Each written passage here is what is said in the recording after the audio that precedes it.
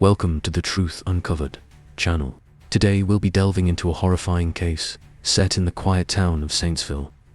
In early 2010, our story involves a priest with a secret, a fetish and a murder that will chill you to your bones. On a damp March morning in 2010, Angela's lifeless body was discovered in her basement by her husband Tom, who had returned unexpectedly from a business trip. The sight was chilling. Her body was sprawled on the cold, concrete floor, with a leather whip tightly wound around her neck. The scene was one that brought with it fear and sadness through the town of Saintsville. The police were immediately called, and within hours the investigation began, unraveling a twisted tale of secret desires, betrayal and murder that no one could have imagined.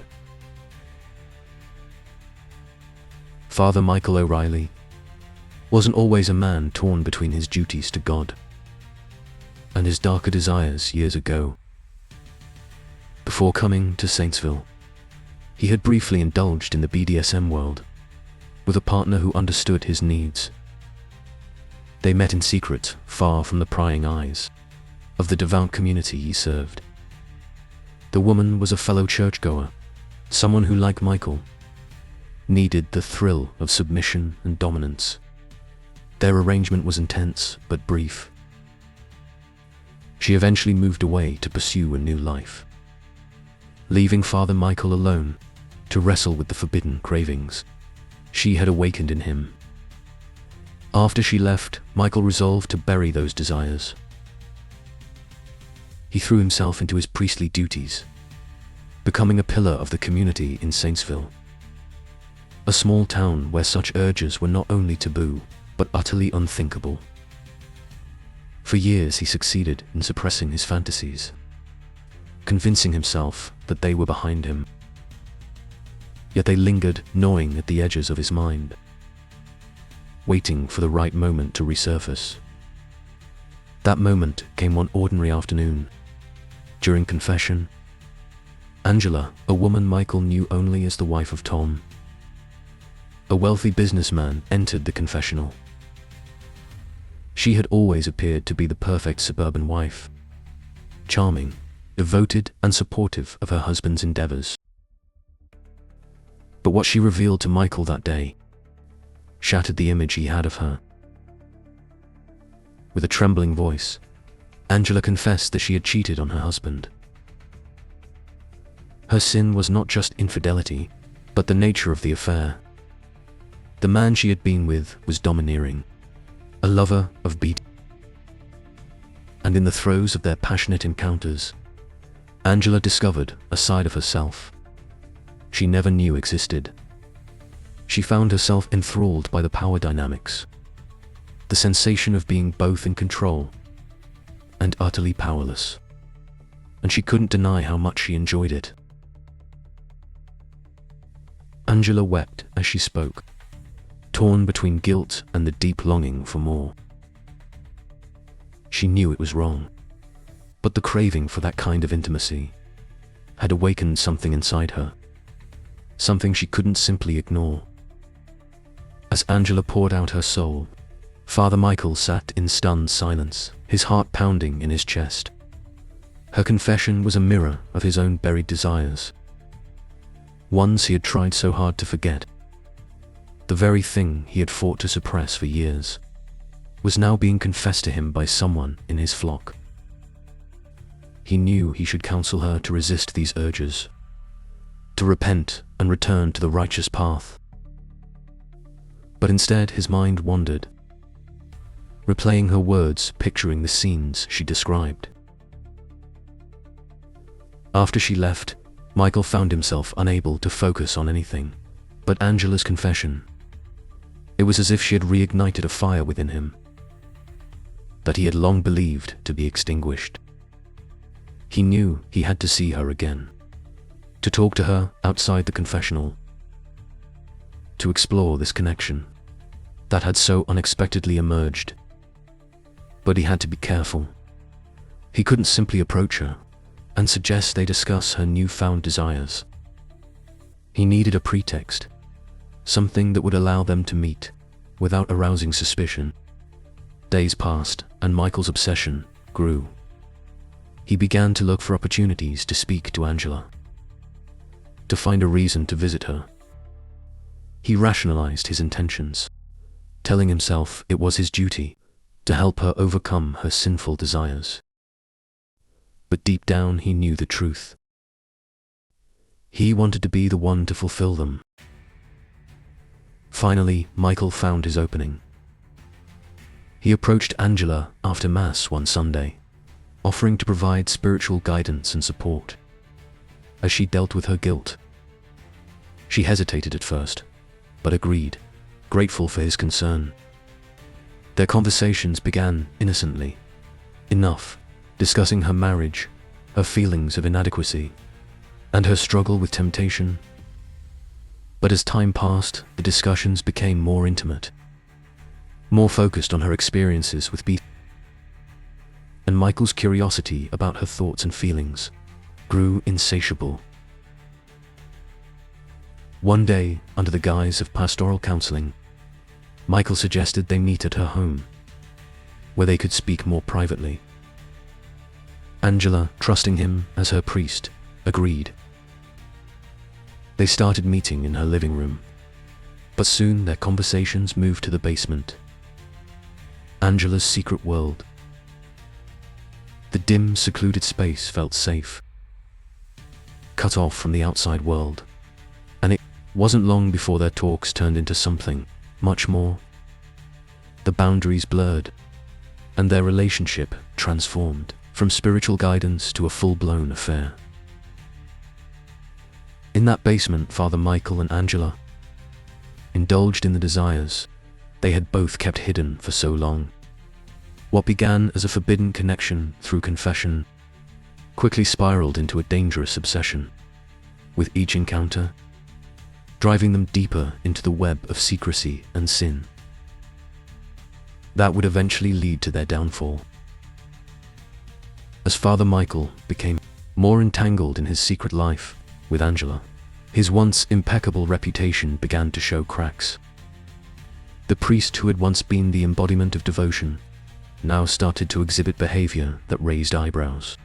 In the small, tightly knit town of Saintsville, parishioners noticed his increasing absences, where he once spent his days in quiet reflection and service to the community.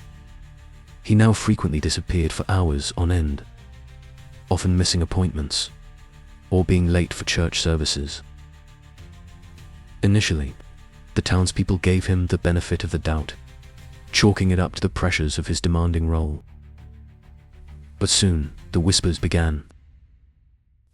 The town's gossips, the older women who lingered after Mass, the shopkeepers who watched everyone come and go, and the neighbors who prided themselves on knowing everyone's business, started to notice patterns.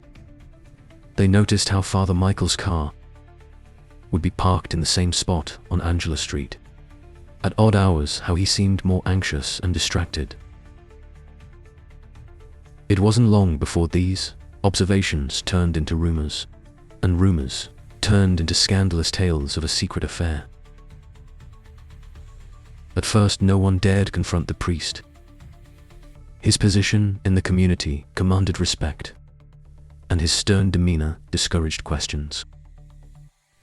But as the story spread, even the most devout members of the congregation began to look at him with suspicion.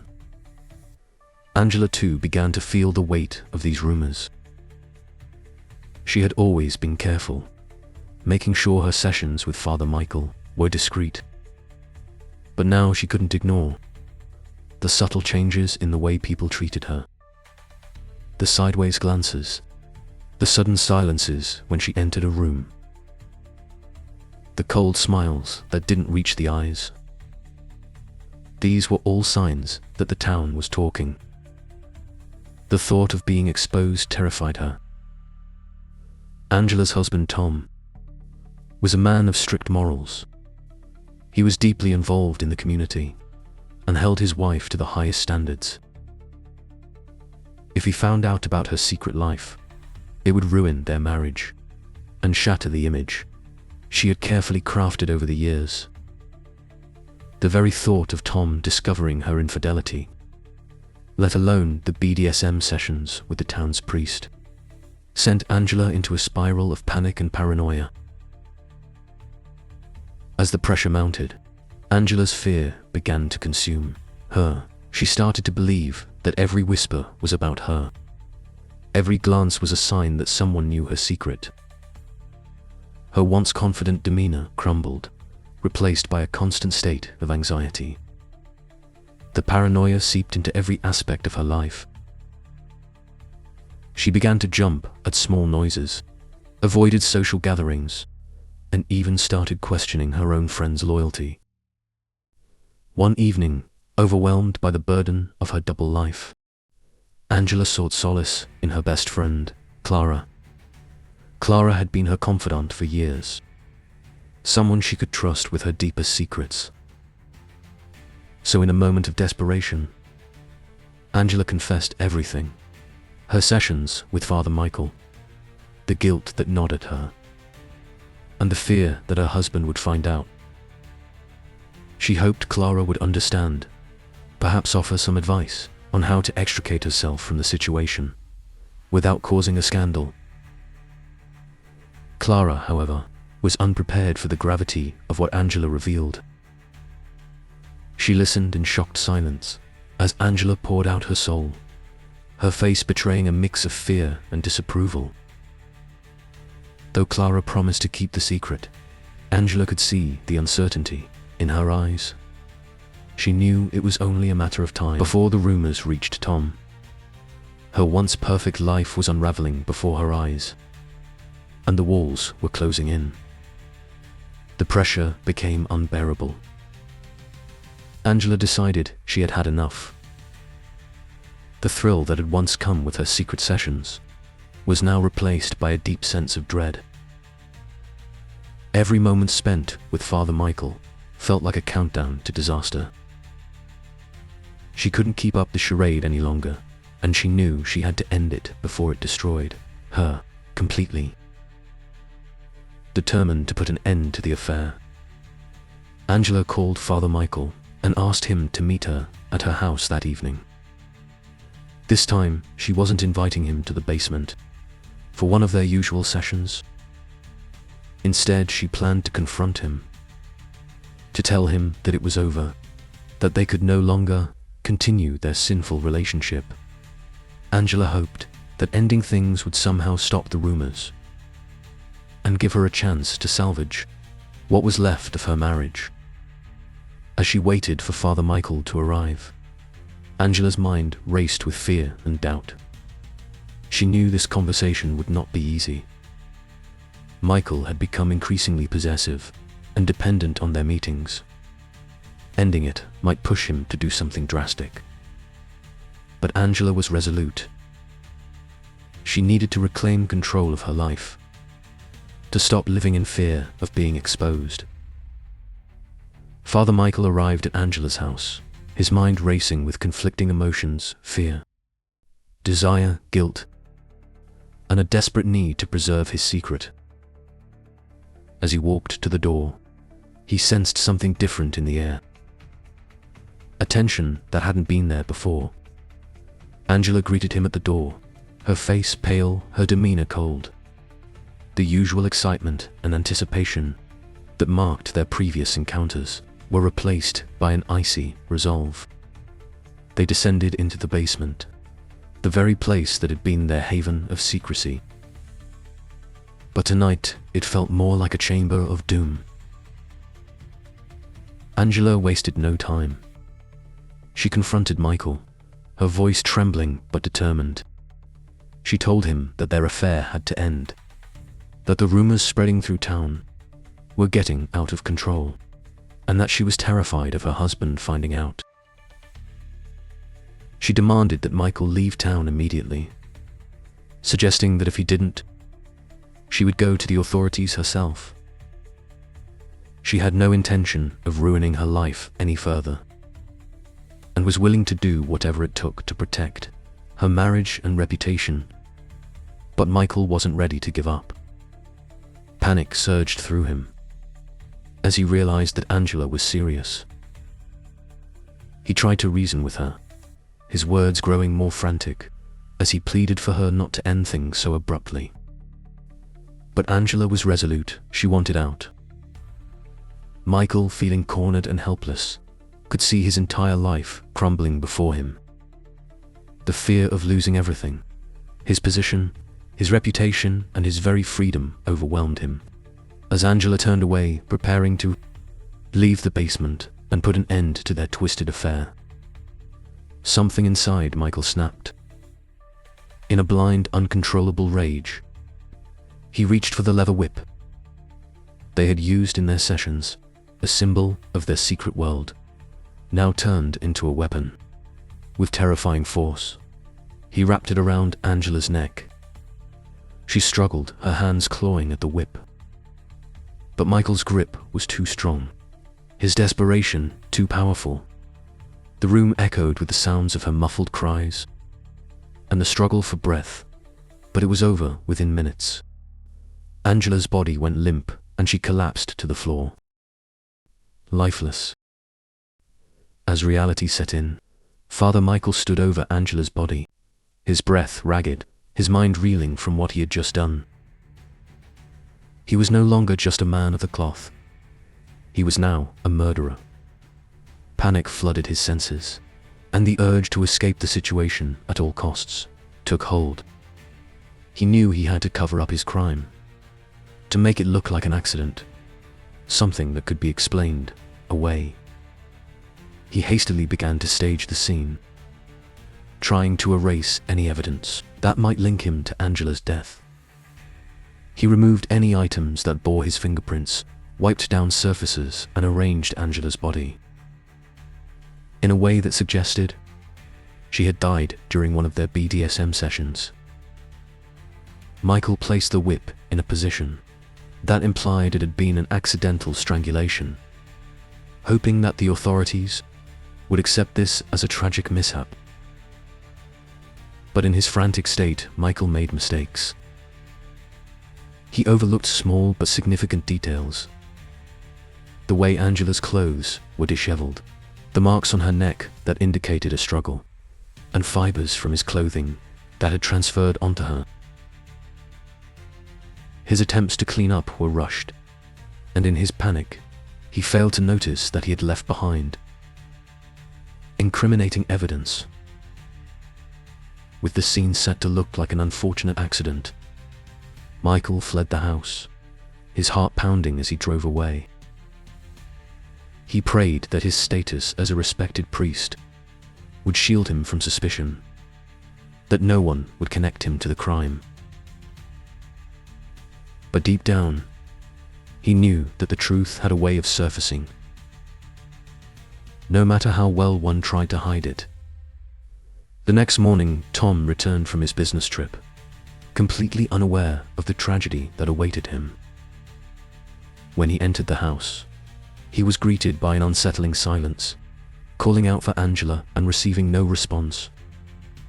He searched the house until he descended into the basement, where he made the horrifying discovery: Angela's lifeless body lying still on the cold floor. Tom's scream of anguish echoed through the house as he dialed 911, bringing the police to the scene within minutes. Initially, the officers were prepared to classify the death as an unfortunate accident during a BDSM session, something that, while unusual, was not unheard of. The scene at first glance seemed to support this theory. Angela's position, the leather whip, and the general setup all pointed to a tragic mistake. However, as the forensic team began their investigation, inconsistencies emerged that suggested something far more sinister. On March 8th, the forensic team found that the marks on Angela's neck were not consistent with an accidental strangulation. Instead, they indicated a struggle, suggesting that someone had forcefully held the whip around her neck. This finding immediately raised red flags. Further, Examination revealed fibers on Angela's clothing that didn't belong to her or her husband. These fibers were traced back to the specific clothing material used in priestly garments. Additionally, the hasty cleanup job left behind smudges and partial fingerprints that couldn't be explained by an accidental death scenario. The turning point in the investigation came when an anonymous tip was received by the police, suggesting that Father Michael had been visiting Angela's house in secret. This tip opened a new avenue of inquiry, leading the investigators to re-examine the timeline of events. They uncovered that Michael's car had been spotted near Angela's house on the night of her death, and several witnesses confirmed seeing him leave the premises late that evening. With this new evidence in hand, the police shifted their focus to Michael. Over the next few days, they built a case against him, piecing together the sequence of events that led to Angela's death. On March 12, 2010, Father Michael was brought in for questioning. The once revered priest, now under intense scrutiny, struggled to maintain his composure as the detectives presented him with the evidence they had gathered. He denied everything at first, but the weight of the proof against him was undeniable. As the investigation continued, more damning evidence came to light. Phone records showing Michael's frequent calls to Angela, text messages that hinted at their relationship, and testimony from parishioners who had noticed his suspicious behavior. By March 20, 2010, the police had gathered enough evidence to formally charge Father Michael with Angela's murder.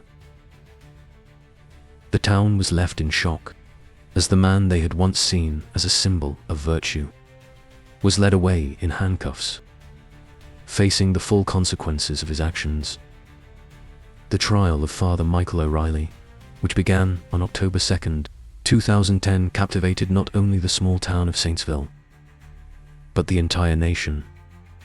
The media swarmed the courthouse, eager to report on the shocking details of the case. Headlines blared with sensationalized accounts of the priest's secret life, drawing in viewers and readers who were eager to follow the scandalous story. The courtroom was packed with spectators, townsfolk who had once looked up to Father Michael, now filled with a mix of curiosity, disbelief, and betrayal. The prosecution wasted no time in laying out their case, painting a vivid picture of the events that had led to Angela's death. Prosecutor James Vickers, a sharp and relentless attorney, methodically presented the evidence that had been painstakingly gathered. During the investigation, the prosecution's opening statement was damning. Vickers detailed how Father Michael, a man sworn to celibacy and moral integrity, had secretly engaged in a sordid affair with Angela, a married woman. He outlined how Michael's obsession with B had driven him to seek out Angela after his previous partner left town, eventually leading to the tragic events of March 8th. Vickers emphasized that Angela's death was no accident, but a cold-blooded murder committed out of fear and desperation. Key testimonies followed, each one adding weight to the prosecution's case. Clara, Angela's best friend, took the stand and recounted the conversation she had with Angela just days before her death. Clara's voice trembled as she described Angela's fear and her decision to end the affair with Michael. Her testimony was powerful, as it not only provided a motive for the murder, but also painted Michael as a man capable of extreme actions. When cornered, the forensic experts were next, presenting the scientific evidence that linked Michael to the crime. They explained in detail the marks on Angela's neck, the fibers found on her clothing, and the inconsistencies in the scene that pointed to a staged cover-up.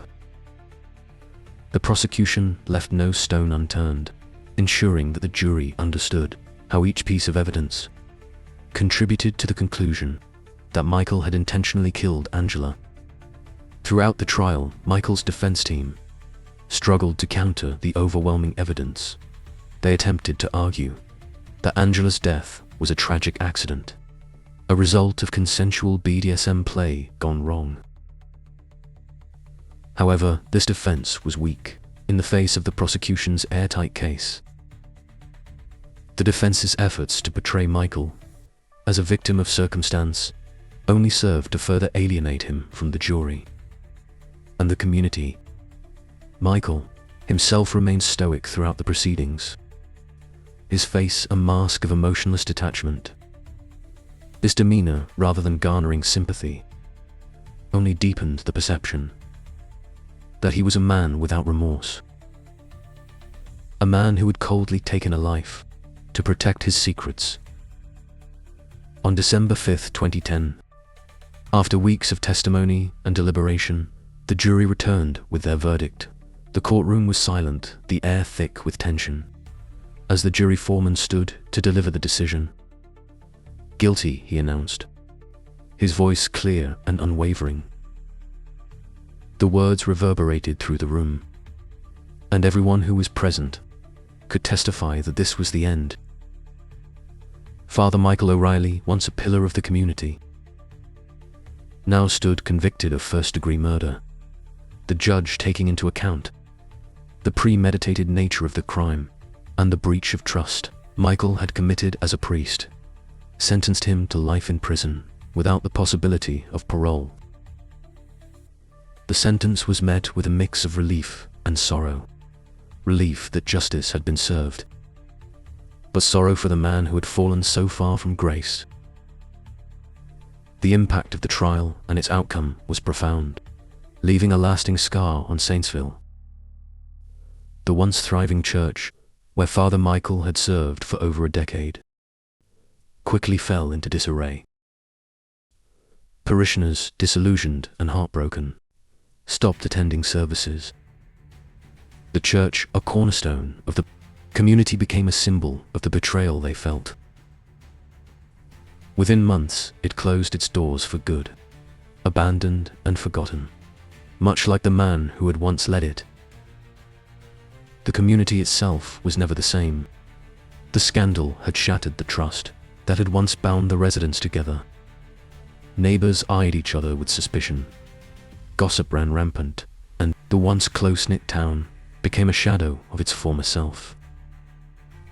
The whispers of what had happened in Angela's basement and the courtroom echoed in every corner of Saintsville, a constant reminder of the darkness that had been uncovered.